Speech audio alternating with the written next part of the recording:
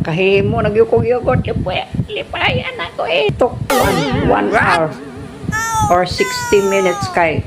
kuan man ta ang time gud ang taan na 45 minutes niya kay gamay man to nga takos kani kay dako man ni nga takos ipunan man nako kuan itlog unom kabuok is upat unom dayon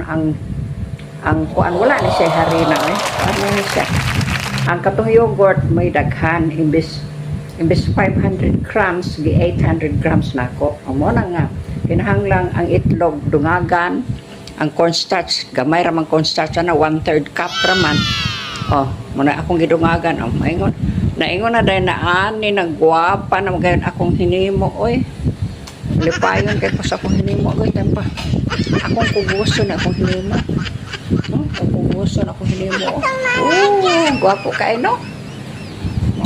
mau patito well thank you